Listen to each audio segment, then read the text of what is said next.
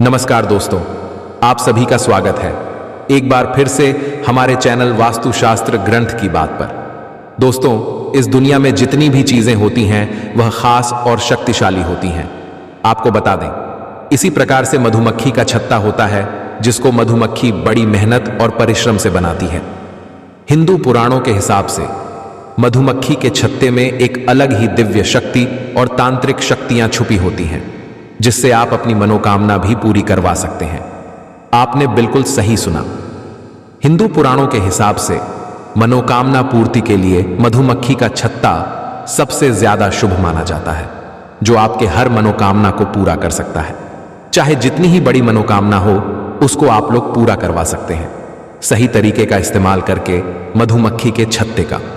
दोस्तों, अगर आपके जीवन में धन की कमी है, गरीबी दरिद्रता आपका पीछा नहीं छोड़ रही है, शत्रु आपके पीछे पड़ा हुआ आपको वह मानसिक रूप से परेशान कर रहा है, तो दोस्तों अब आपको घबराने की जरूरत नहीं है। मधुमक्खी का छत्ते का इस्तेमाल करके आप धन की प्राप्ति कर सकते हैं, मनोकामना पूर्ति करवा सकते हैं, शत्रुओं का नाश कर सकते हैं, गरीबी दरिद्रता से छुट्टी पा सकते हैं। उसी के बारे में सारी जानकारी आपको इसी वीडियो में हम बताने जा रहे हैं। मधुमक्खी के छत्ते से जुड़ी हुई वह तांत्रिक प्रयोग कभी भी खाली नहीं जाते हैं, जिनको सही तरीके से किया जाता है। निश्चित ही कितनी ही बड़ी आपकी समस्या हो, कितनी ही बड़ी आपकी दिक्कत हो, सबका निवारण आपको मधुमक्खी के छत्ते से मिल सकता है।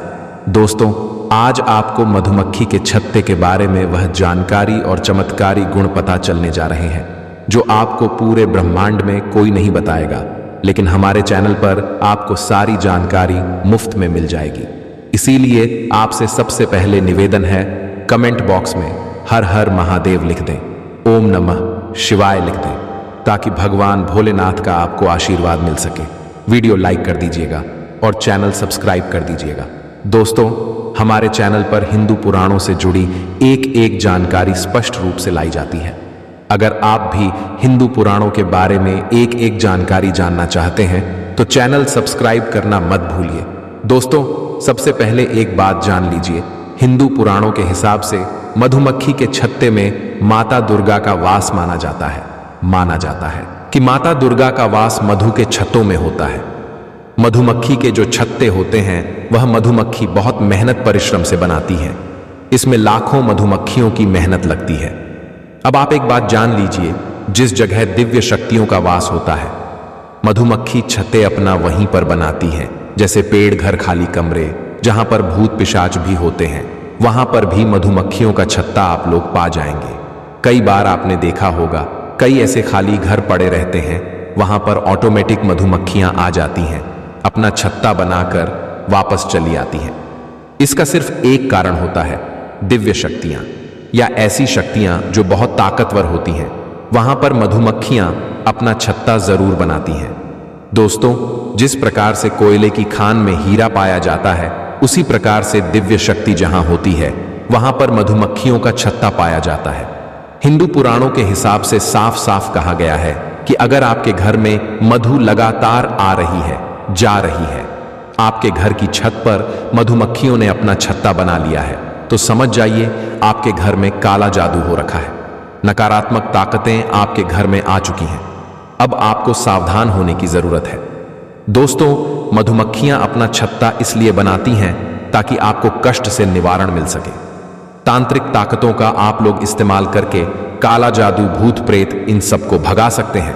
मधुमक्खी को छत्तों का आपको बस सही इस्तेमाल समझना होगा, जिसके बारे में इस वीडियो में हम आपको जानकारी देने जा रहे हैं। सबसे पहले जान लेते हैं तांत्रिक तरीके।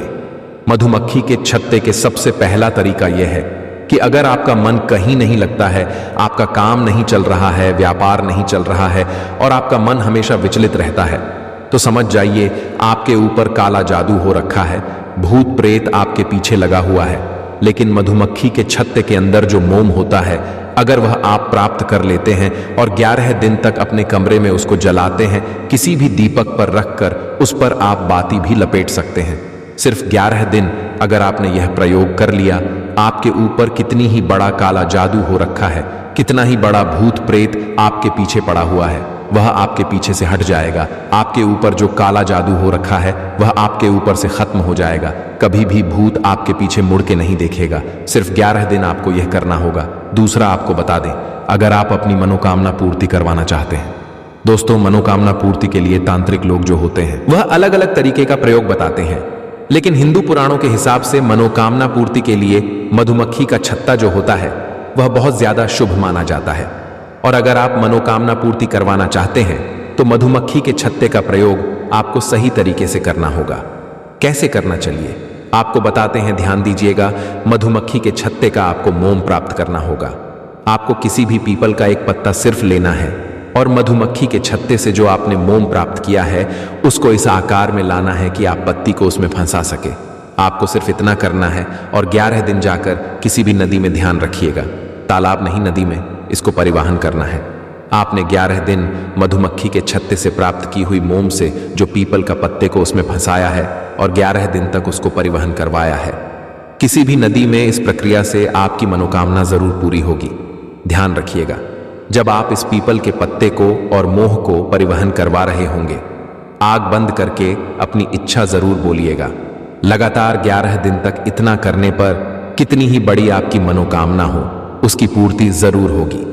हिंदू पुराणों में यह साफ साफ लिखा हुआ है। दोस्तों, ऐसी जानकारी आपको कहीं भी नहीं मिलेगी, इसलिए आप लोग इस वीडियो को लाइक कर दें और हमारे चैनल को सब्सक्राइब कर लें, क्योंकि हमारे चैनल पर आपको वह जानकारी मिलेगी जो आपको कहीं भी नहीं मिलेगी। आपका 1 रुपए खर्चा नहीं होगा और आपका सारा काम बनता चला जाएगा। दूसरा आपको बता दें, आयुर्वेद के ज्ञान में मधुमक्खी के छत्ते से जो शहद निकलता है उससे कई तरीके के रोग ठीक हो जाते हैं। उसी तरीके से तांत्रिक भाषा में मधुमक्खी के छत्ते से गरीबी और दरिद्रता, भूत प्रेत पिशाच सब कुछ दूर भाग जाते हैं। अगर आप लोग लगातार कर्जे में डूबते चले आ रहे हैं, आपका पैसा रुकता नहीं है, आप लोग बहुत परेशान हो चुके हैं कि आखिर इस कर्जे को कैसे खत्म किया जाए। अब जो हम आपको तरीका बताने जा रहे हैं उसको बहुत ध्यान से सुनिए। आपको एक लाल कपड़ा लेना है, मधुमक्खी के छत्ते का मोम लेकर आना है। रखिएगा, आपको एक लाल कपड़ा लेना है। इस लाल कपड़े में मधुमक्खी से छत्ते से जो आपने मोम प्राप्त किया है उसको बांध देना है। अब इसको आपको अपनी तिजोरी या अलमारी में उस जगह रख देना है जहां पर सोना चांदी रुपए रखे रहते हैं। अगर आपने यह रख दिया, हिंदू पुराणों के हिसाब से आपके सोने में, चांदी में, रुपए में वृद्धि होना चालू हो जाएगी। बिल्कुल सही सुना दोस्तों, आप लोग ने आज भी करोड़पति अरबपति लोग इसी प्रक्रिया को अपनाते हैं और उनके घर में हमेशा धन की बरकत होती रहती है। अगर आप भी चाहते हैं आपके घर में धन की बरकत हो, आप मधुमक्खी के छत्ते से जो मोम तोड़ के ला रहे हैं उसको लाल कपड़े में बांध के अपनी तिजोरी में रख दीजिए। दोस्तों, आपकी तिजोरी में जो भी रखा होगा, सोना चांदी रुपए पैसा सिक्का, उसमें आपको बढ़ोतरी देखने को मिलेगा एवं आप अपने कर्ज से मुक्ति पाना चालू हो जाएंगे। जो कर्जे से आप अपने जीवन में रोज परेशान होते चले आ रहे थे, अब उससे आप परेशान नहीं होंगे, उल्टा आपके घर में धन की वृद्धि होना चालू हो जाएगी।